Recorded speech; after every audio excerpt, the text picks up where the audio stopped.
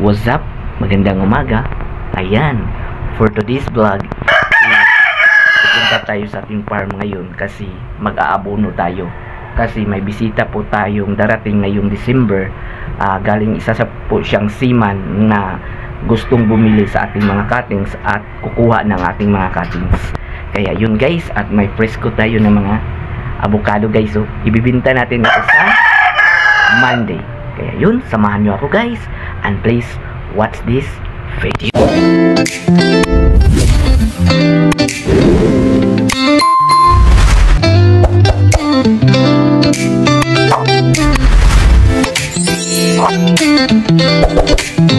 What's up? Good morning. Ayan, nandito na tayo sa ating farm. Kakarating lang natin dito guys. Ayun, ang gagawin natin ngayong umaga is mag-aabono tayo sa ating mga pananim.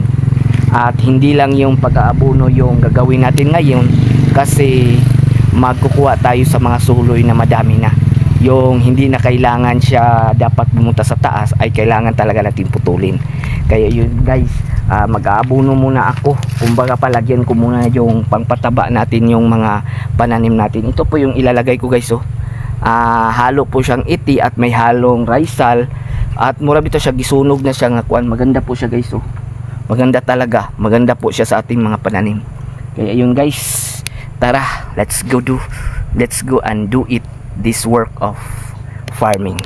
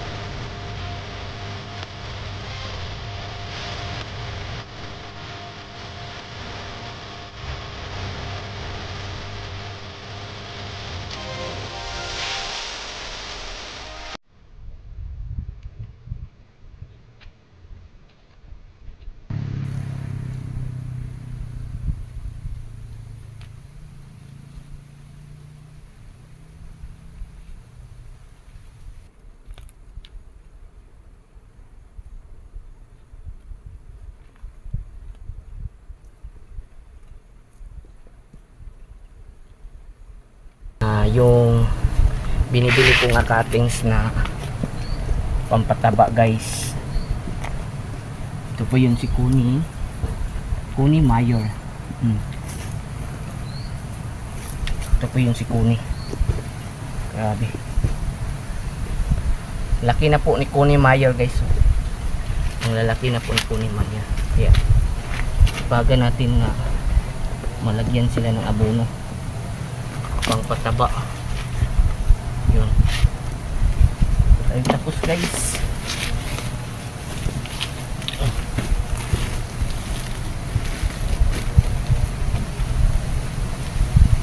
yung iba ay sa susunod na lang natin kung siyang dagdagan guys. Okay. Sayang.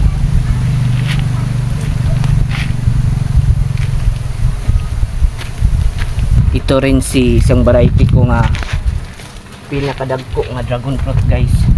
Ito po yung pinakadagko nga dragon fruit. Ayun o, nagkasuloy na. Kaya lagyan natin ng pampataba kasi kulang ito sila ng pampataba eh.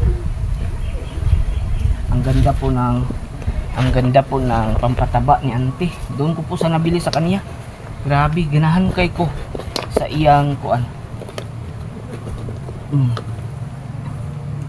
Yan. Ganahan kay ko sa iyang pampataba. Ganahan kay ko sa iyang pampataba guys.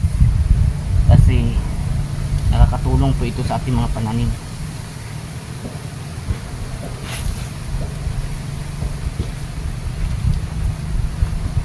Naman yan malalaglag. At ito rin si Golden Aces.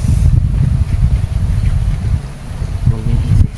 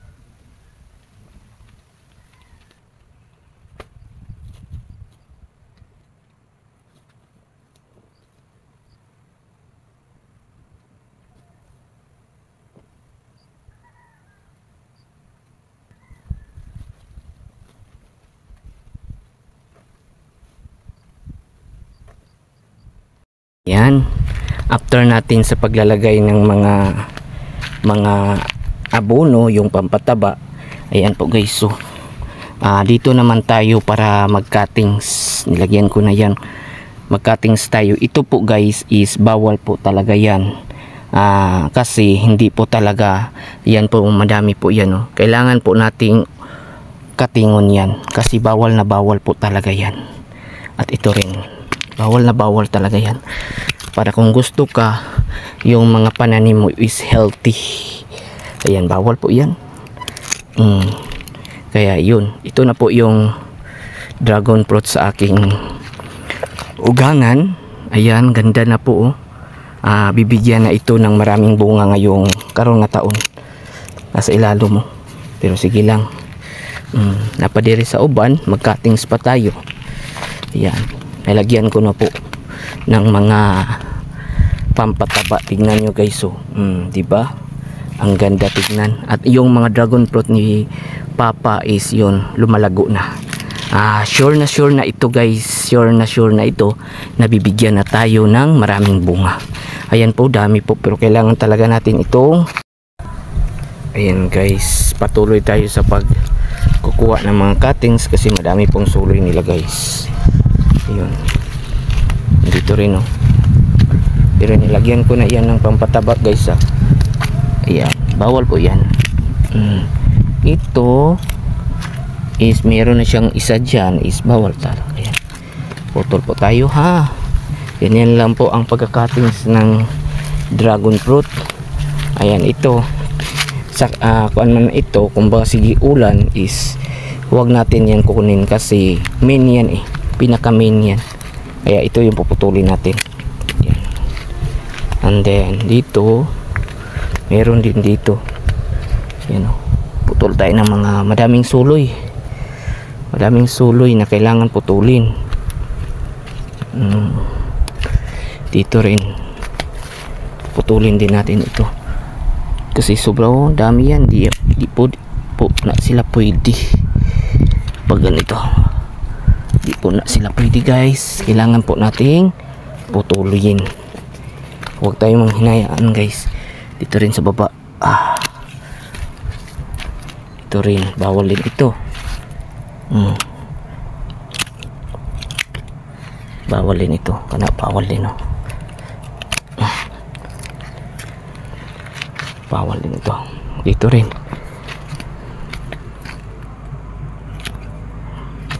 Lagyan na natin. Dagdagan ko pa yan guys kasi giapod lang na ako. Ayun, dito rin, bawal din ito sa baba kahit nasa ilalim. Yan, tapos na tayo. Kaya sa susunod guys is dito naman, grabe kasagbot, hindi ko muna yan pupruningan sila lahat. Limpyuhan daw ni nila, sunod balik sa maglimpyuhan kaya balik ko na yan limpyuhan kasi di ko yan kaya sa powers eh, pag ganyan na din. Ito rin, dito tayo sa farm natin, isa dito. Ito rin, maraming suloy, bawalin yan, tatanggalin natin yan. Tatanggalin natin yan. Bawal din yan, bawal sa ito rin pag marami po, bawal po yan.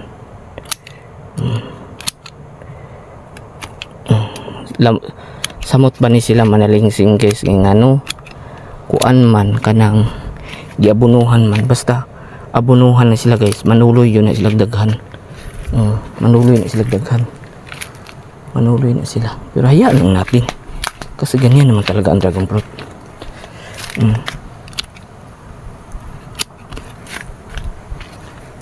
Ganyan naman ang dragon fruit. Ayun,